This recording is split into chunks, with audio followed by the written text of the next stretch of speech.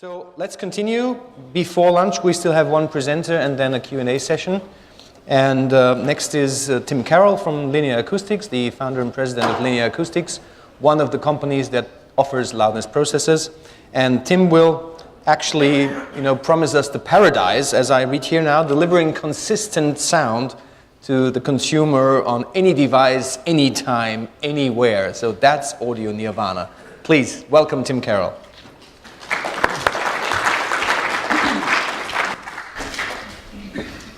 Thanks, Florian. I didn't actually make up the title. That's the one I was assigned. I don't think this is really possible. So,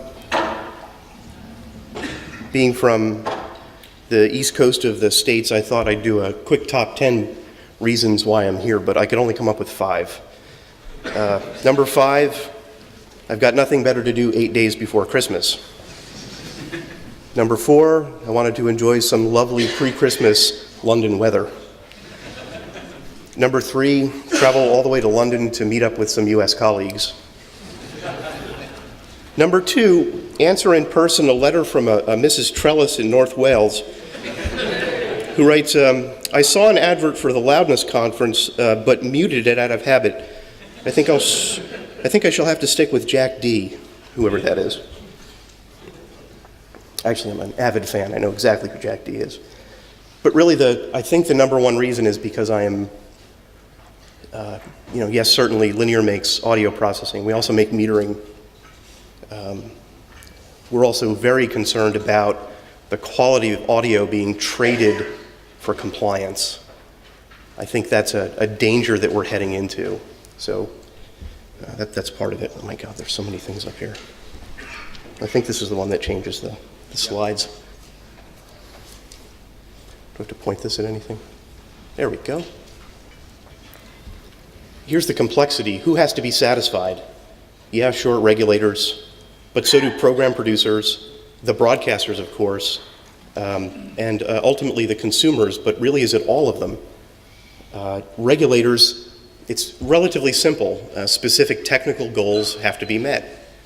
I say relatively simple, but Florian alluded to this earlier, saying that your audio shall be, in the case of the US, minus 24 dB LKFS, sort of resulted in us getting calls at the factory. How do we adjust this processor? The number is moving. I said, what? Well, yeah, we've got it adjusted to infinity to 1, and the number still moves a little bit every now and then. It's like, we have amended the way that is stated within ATSC A85 to say, over time, that's where we want this. So yes, on average. Program producers, they don't want you to touch their audio at all. Broadcasters don't want complaints from consumers. And consumers simply just don't want to be annoyed. The FCC in the United States signed their notice of proposed rulemaking into a report and order earlier this week. I watched the event remotely, which I thought was amazing. It was the fastest meeting I've ever seen. I think it was 3 people talking about how they actually work for Congress. At least one of them was saying this. There's always one smartass who had to lean into the microphone and go, loudness problems! There's always one. And then it was passed. In a matter of moments, a 65-page document was passed that describes exactly what the FCC is looking for. Pat, if you don't mind, I'd like to introduce Pat Waddell, who is the chairman of one of the groups inside of the ATSC that wrote A85. And it's easy for me to say that it kind of boils down to systematic non-compliance will start the enforcement process. During Q&A, if people have questions about exactly what the FCC said, I will defer to Pat, who has been intimately involved with this. It's actually kind of interesting. As I found out last night, meeting with some people, at least one other group, Ofcom, seems to be maybe responding to a single complaint. The FCC tempered this by saying, well, a single complaint is a little bit tough because, what was it that Mrs. Trellis was watching? We're enforcing even adverts, but maybe she was watching the train crash during the broadcast. what time were you watching? I don't know, it just bothered me. Well, was it an advert or the program? I don't know, it just bothered me. You can see how this would get out of control trying to answer one at a time.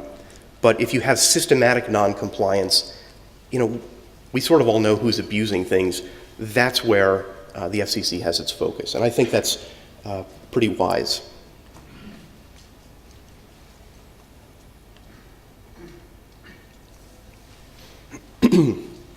So let's look at least three of these. For regulators, then happy consumers equals compliance.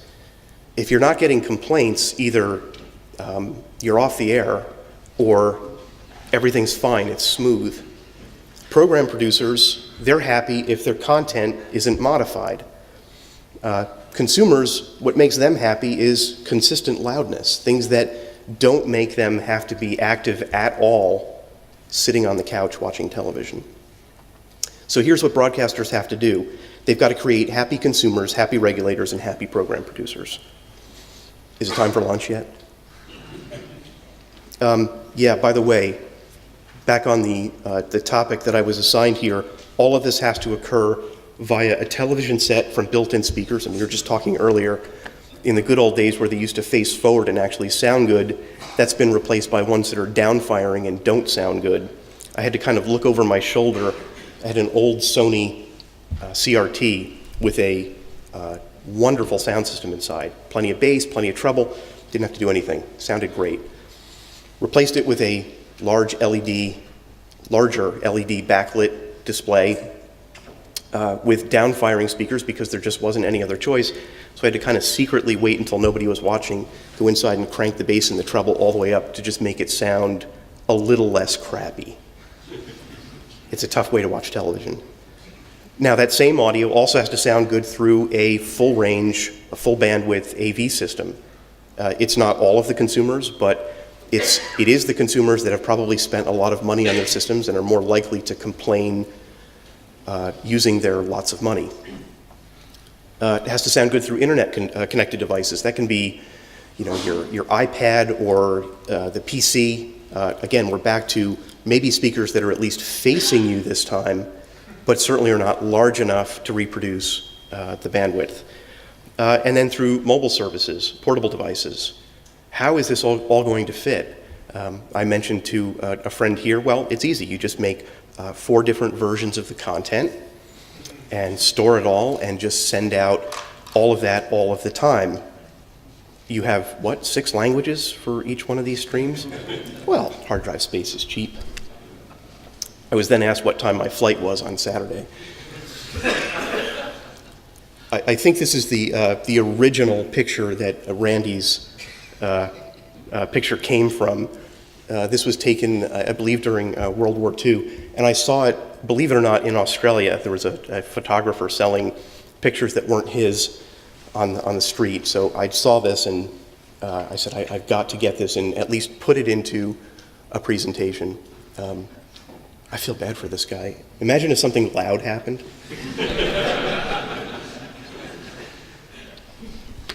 So here's the first step.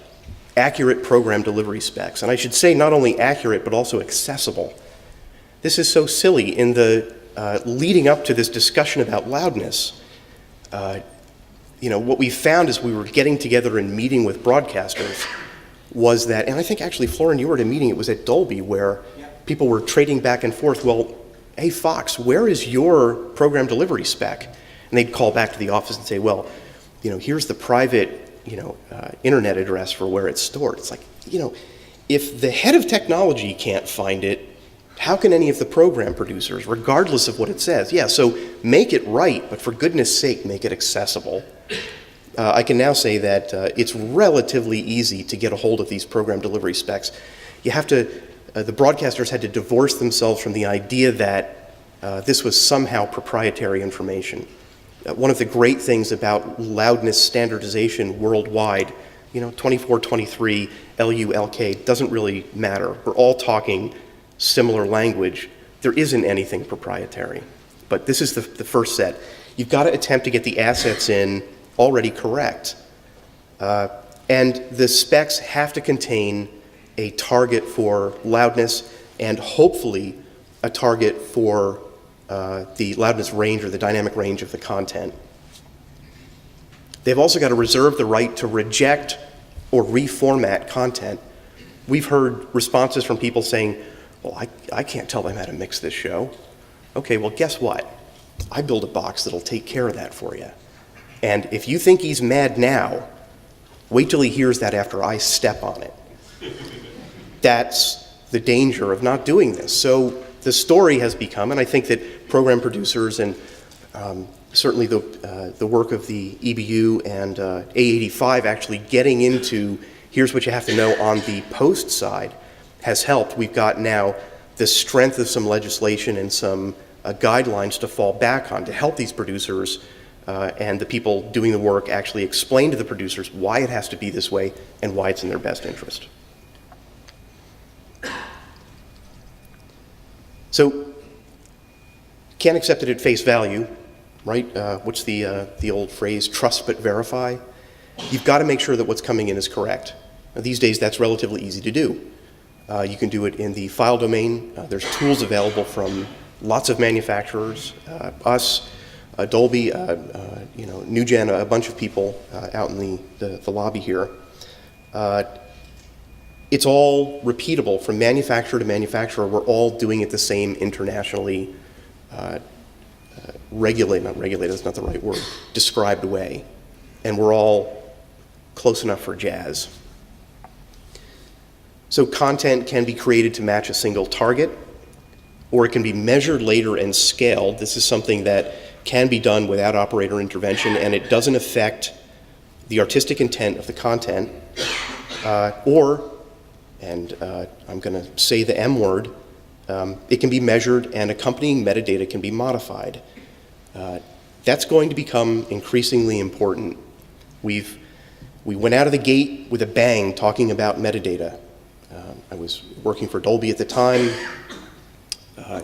Yes, it's about 30 parameters, but a typical metadata stream can carry 8 programs worth, so it's 240 parameters. A few of them are dangerously important to get right.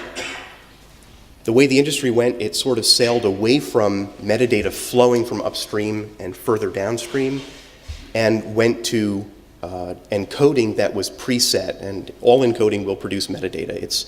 It's in the output bit stream, Dolby Digital, DD+, AAC, it all has metadata, it's there. The trick is whether it's right or not. It doesn't have to move, but it's there, so it has to be taken into account. Now we're starting to go back and look at, well, you know what, we ignored this and treated it as a way to just pass audio, and we'll just leave the metadata statically set. Now as an industry, we're starting to head back and say, well, wait a minute. If we expect to maintain quality, maybe there's more to this story. Again, with file-based, infinite look-ahead is a fantastic tool. The entire file or the entire piece of content can be looked at and scaled, and the results are amazingly consistent.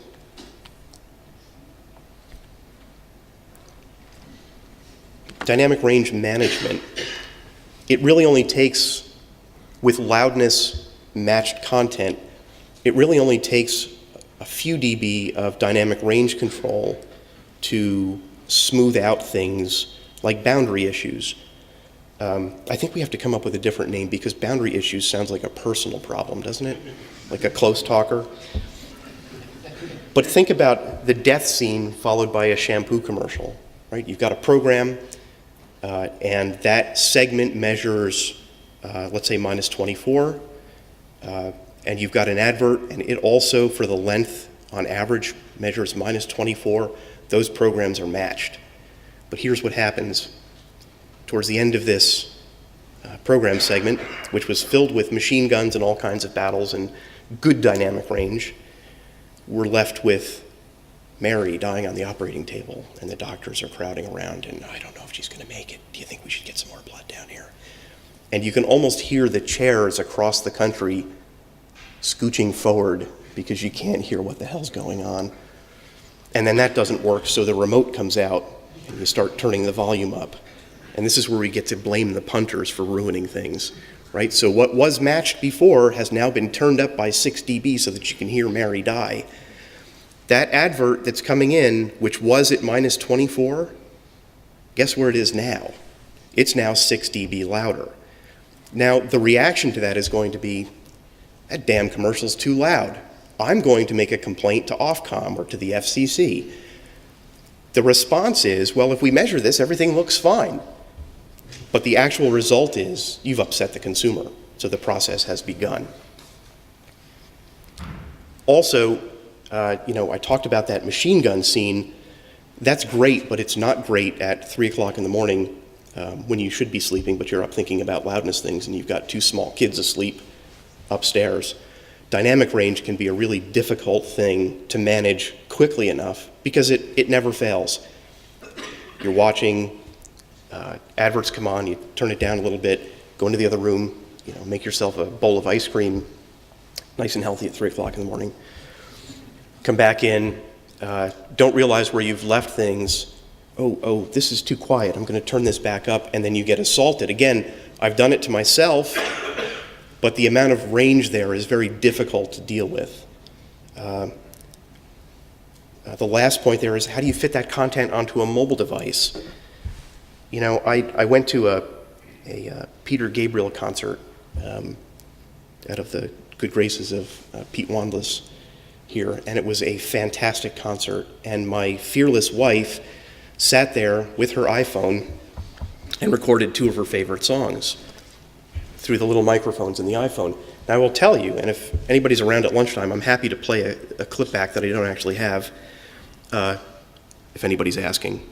The clip actually sounds pretty decent on this device. So then I figured, that's amazing. What the heck are they doing here? Took it into the office, plugged it into the sound system in my room, turned it on, and it sounded like a pumping and breathing piece of crap. It was terrible. I'm like, oh, it's changed. Let me listen to it again. Nope, it's fine. Let me plug earphones into this thing. Pumping and breathing piece of crap.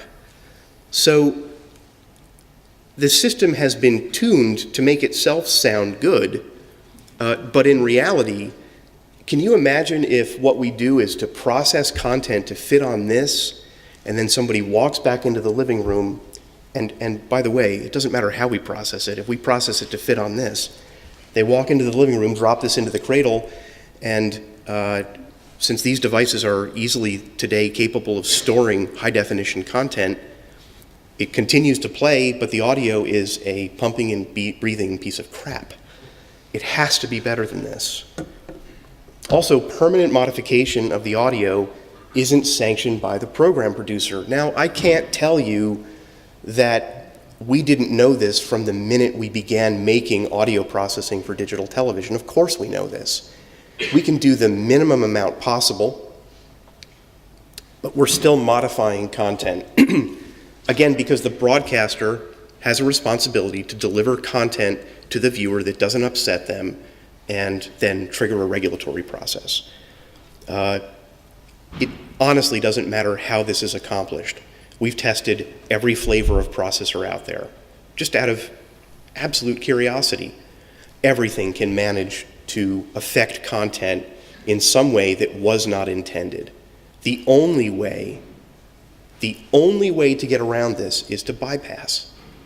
It's the only way. I am telling you, as a processing manufacturer, somebody who studies this at 3 o'clock in the morning, there is no way to be transparent and to do nothing unless we bypass. Now, that removes some of the benefits for the mobile devices. It also leads me to wonder, how do we trigger this? I mean, automation is the easy answer for audio people. Well, have automation queue it. Has anybody met the people that drive some of these automation systems? They are so concerned about getting the paid content on air at the proper time, making sure that a flag is set to determine whether to process or not. Certainly in some facilities it can work. I'm not sure if that's the answer. I think it needs to be better than that. Remember the M word? There we go. Our old friend is making a comeback. I know people are getting this picture of, the grave and the scary music, and all of a sudden a hand pops out. That's exactly what this is, except in this case, I do believe that it's a hand that can help the industry at large. Now when a program producer comes to us, and they do, we speak to Hollywood regularly. When I started at Dolby, it was in the film side, hearing full dynamic range, Apocalypse Now, and other films. So the idea of doing things to that is almost sacrilege, but the intention was always, but there's a way to minimize this. So again, audio and control stays separate. We don't have to get into the details about what's happening, but it is a link from production to everything else. Now we can say to these program producers, okay, I'm not gonna bust your chops about the fact that we've been, what is the Birthday of Metadata? I think it's now turned 21. So in the States, it can start drinking now. Join all the people that have tried to use metadata in the past who are probably drinking in the United States. It's not easy. But as an answer to the program producer who says to us, why can't I get my content on the air without getting the same processing that, yeah, we understand the broadcaster has to put in for all the content that may not be correctly matched yet, or even if it is, they need to reduce dynamic range. Now we can say, remember that 21-year-old child? Well, it's time to start thinking about this again. And luckily today, as an industry worldwide, we've been through so much. It's not just one way to carry metadata. There are countless ways to get it to pass through the system, especially as the world heads more and more file-based. There's a lot that can happen.